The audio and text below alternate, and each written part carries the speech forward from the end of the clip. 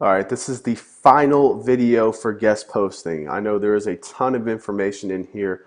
You're probably going to want to go back and watch this twice, but this is the final video for the outreach manager and for the whole process.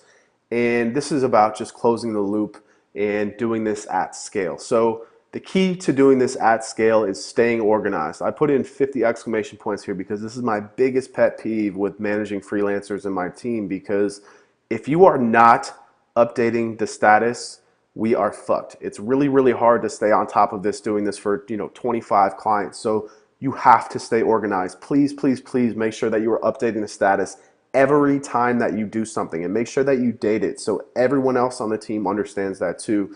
It's really, really important to do that. Organization is key. So make sure that you are recording which step in the process you're at.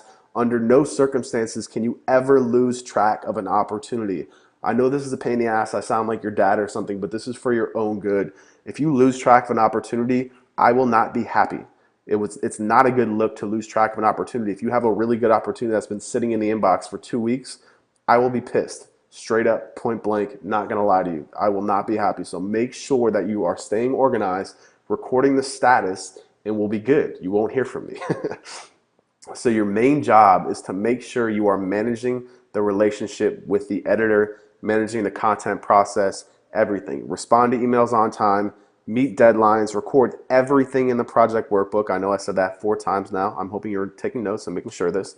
And making sure you're recording live opportunities. Make sure that you're moving them to the live tab, because this is what the client is checking to make sure that we're doing what we're getting paid to do. So finally, land the link. Make sure that you land the link. It's all about the link. It's all about the link.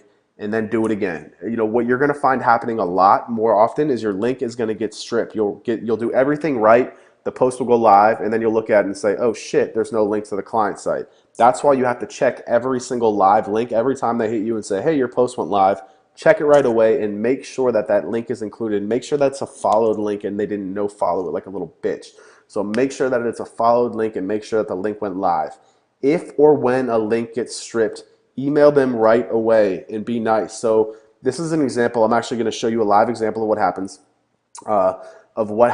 When somebody strips a link and how to hit them back and what to say to them. If we don't get the link, we've lost time and money. Literally, I mean, you've wasted your time. We've wasted money on content. If we don't get that link live, it's a problem. So let me show you what happens and how to deal with somebody that strips a link. So again, this was for a guest post that we did. You can see it was a long process getting this thing live. So she said, hey, your post will be live in the morning. I checked it. I said, hey, Ty, thanks for getting that post live. I couldn't help but notice all the links were stripped. Is there any way you could go back in and add the links to the Kohl's part? Very simple, very polite, very email. She said, hey, Kate, you're welcome. The reason the Kohl's link isn't in there is because it would be considered a sponsored post, and I charge for that. Okay, now we're getting somewhere. I don't have a problem with tipping for a link. And I said, how much do you charge for that? She said, good morning, I charge $100. So, if you are watching this as part of the link building training, it's up to you whether or not you want to pay for it. Depending on the power and quality of that link, $100 is not bad. I 9 times out of 10 will always go ahead. I'm just going to email her back actually and say, hey, let's go for it, because I actually spent all these expenses to a client.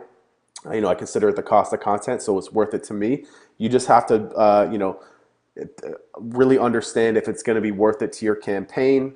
Again, good links are hard to come by, so I would suggest doing it. This is a good site. If you work for me and you don't know, send me an email and ask me. I just say, hey, forward me the email and say, hey, she wants $100. Is it worth it? If you're not comfortable assessing the quality, just make sure that you ask the team leader or the lead SEO if they want to go forward with it. Other than that, again, this is the end-to-end guest posting process. It's a lot of work. Please go back and watch these videos again. I know it's very confusing, especially if you're brand new to this. But at the end of the day, all that matters is the link. Stay on top of it. Stay organized. Follow the process, and we are going to crush it. I will see you in the next module.